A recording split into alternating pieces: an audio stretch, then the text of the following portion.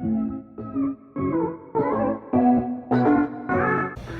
mamas, thank you so much for joining another episode of Hustle Like a Mom. I'm so excited today. Well, I'm always excited really, but I'm super excited today because I'm joined by my longtime friend, an old dog in the trade just like me, Liz from Mariposa Communications. You have a boutique PR firm. I know a lot of you guys want to be designers or maybe want to break into PR and marketing. So let's talk about PR and your business.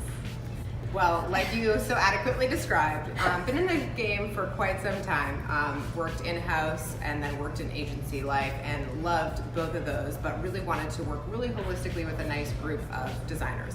Mostly women. We don't discriminate, but most of the women, most of the designers we work with are female founded because We love it. Exactly. Some of whom are moms of even 5 children, which is crazy, but hats off to you. So, I noticed that there was a bit of, an issue where either you were really focused in-house or you had agency, which you were kind of spread too thin, you were lost in the shuffle, but, making it truly boutique and staying true to what our purpose was in terms of getting the best exposure possible and a more strategic approach to a handful of designers is really what we've stuck to.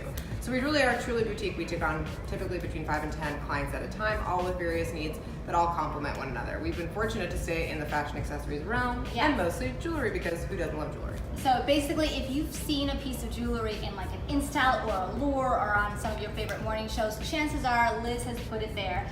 So pay attention to all you guys out there who have your Etsy dreams and you want to go beyond that, or stay in that hustle if you want to stay in that hustle. What has sort of motherhood, bringing in the kids into the picture, because this one also has 2 little munchkins, 2 little girls. What has motherhood brought into your life as an entrepreneur? How has it changed? Because how many years were you in business for yourself before you had the girls?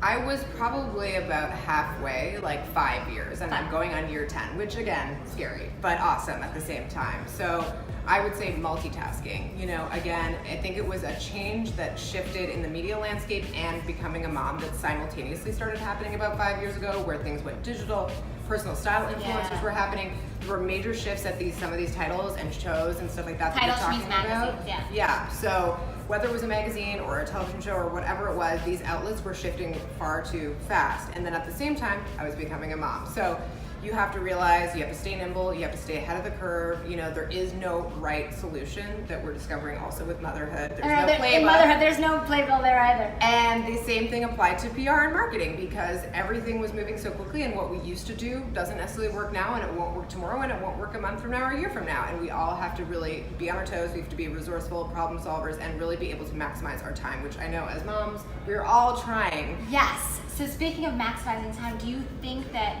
sort of being a mom has helped you in terms of your professional life and figuring out how to maximize? Yeah. Yes, because I'm not, again, different priorities and different challenges when you're just focused on career and, some other, getting married and hanging out with friends and doing all of that stuff, but it's obviously more career focused, and now every single minute of our time is extremely valuable. And whether you're taking a time out for self-care, you're taking, doing the mom thing. I honestly can't do the mom thing and the work thing together very well. So the key to my success has also been admitting when you need help as part of the multitasking thing, and having help at home and at the office, and partnering with the right other, really great colleagues. And that's the only reason we've been able to survive and thrive is good friends like you, other publicists, other, the digital marketing, firm that we work with, graphic designers, because everyone needs help on a holistic level, and, and that's what we're all about. And it's definitely, community over competition, and admitting when you need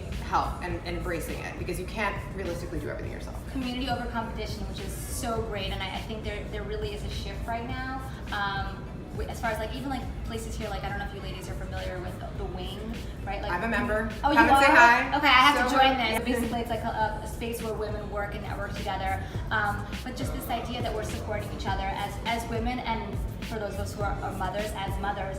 But just this idea of that you admit, and I think this is so important because so many of us, avoid getting help. I know I did that up until 2 months ago. I did not have my nanny help. Crazy. It's insanity. But just to be able to say that, I can't run this business or whatever else you need to do without the support on the home front. So aside from physical help, are there any sort of apps or tools or anything that you like to use that makes motherhood just a little little bit easier, if that's even humanly possible. Exactly. I'm working on it. If I could when we can make clones of ourselves, that would be great. If I could Did you have figure more, that out? No, I'm working on it. But in the meantime, I use Wunderlist a lot. So that keeps track of. I make lists for each kid. I make things for home, for travel. I can set reminders, and again, I use a lot. That also integrates with my calendar. Each kid has a different color, or each, all that good stuff. I'm pretty crazy. She's Wunderlist. Okay. Wunderlist. It's an app. It's an app, and okay. you can also use it on your desktop. Okay. And on the professional side, so we get that you have this all together. I say that loosely because I know that nobody really having it all is a big myth, so just forget that. Yes, thank you. Forget all that. Okay, good. So trying to piece things together. It seems like you're trying to do a good job and piece things together on the home front. On the work side, what's sort of new and evolving as far as like your clients are concerned? So you have some really great jewelry clients. What is for those of the who are watching who want to be jewelry designers or who have started a business already on the home front? What are some things that they can think of as far as reaching out to an editor or digital influencer? What are some tips that you can give them, your PR guru tips? And I think what's changed a lot is that you're in charge of your narrative, and you're in charge of creating the content, packaging it up beautifully, and getting that response. Whereas before, a lot of these magazines would do it themselves, and this way you're really expected. You're the only person who's going to sell yourself, and you're expected to package it up beautifully, get your elevator pitch. It's really great again to find other entrepreneurs, or people in the business you can bounce these ideas off of. You can have somebody really sink their teeth into a pitch and tell you whether it's good or not, because and obviously maximizing something like a social media tool is extremely important. Most of the time we're talking about Instagram, but Facebook is great too. Yes, exactly. That's mostly what the platform that we're talking about. And now with things like stories, you can really take people behind the scenes. You can show them what's new and interesting. And GTV, there's every day. Exactly. Else, yes, right? we just went to a masterclass 2 weeks ago, and since then so much has changed. So keep in mind that these platforms may or may not exist in a few months, but maximize them while you can, and tap into that community and show them that you care and show you that they value that. And whether or not it's email marketing and you have that advantage to getting into their inbox, value that. Take that seriously. Give them the right information. Don't waste their time, because you know how easy it is to hit that unsubscribe button, and we all do it.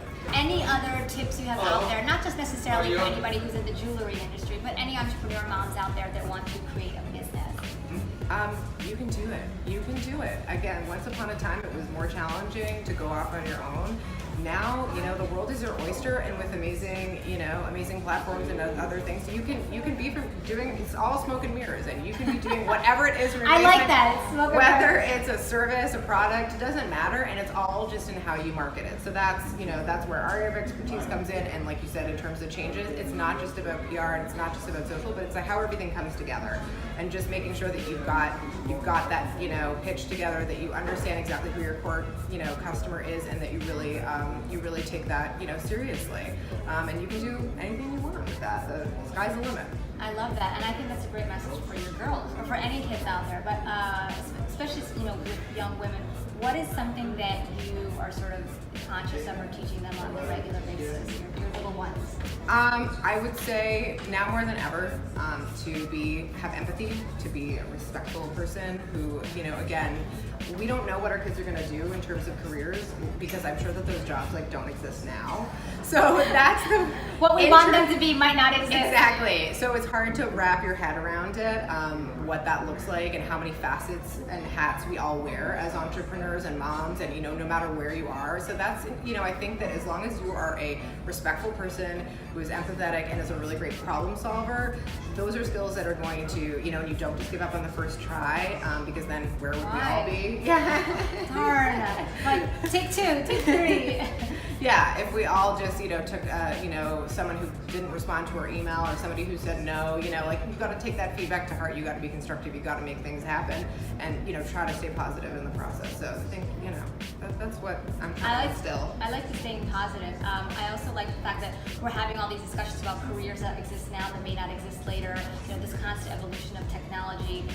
Something that I'm sort of always thinking about with my 5-year-old and my 4-year-old is the digital landscape and where they are. Where do you stand as far as the digital story? And you have a 4.5-year-old and a 2-year-old girl. where do you fall with them interacting with technology as far as like, you know, an iPad or a cell phone? We are, I mean, I'm in PR, my husband's in media. We're embracing it, you know, because... Because, again, to give them the right footing, you know, yes, it is scary when like a 1-year-old tries to swipe the television that way. Oh my you God, know? you've seen... That's my kid. You know, so I think that it's all within reason. I think you just have to apply common sense to this. I don't think anyone, in terms of studies and things that you found, again, I'm not an expert at all, but, you know, in my limited experience, I think giving them the advantage to be able to explore and learn and, you know, and be steps ahead in terms of where we're going to be when it comes to technology is sort of the only way for them to thrive and survive. That being said, I don't think it's a, you know, that fits their solution. And again, from an educational standpoint, I think there's so many really wonderful approaches, but as long as you're kind of giving them a holistic approach and they're living in today's world and, you know, then that's great. So yes, there's a limit to screen time. There's a limit to, like, you know, how many devices and things that the kids are going to have, but they also do need to be exposed to them because I have this debate with my husband all the time. Because I'm always like, I don't know, I don't think I'm doing enough. Most people say I'm not doing enough on that space, but I definitely hear what you're saying as far as like, you don't want them to fall behind. So basically, you want your child to sit with you while you're watching this episode of Hustle Like a Mom, so that they start to develop their education in the most appropriate ways among positive, uplifting women. And show by example. You know, yes, it's okay for you. Let's be real. We're going to be on our phones, Apple Watches, whatever it is, but at the same time, you know, yes, put the phone down at mealtime, be respectful, you know, like try to, you know, live in the moment, IRL. Okay, so the two of us, Liz and I, are going to live in the moment. We are going to grab some tea and do some mom chat that cannot stay on this channel, but follow along. What is your Instagram? Mariposa Mariposa COMM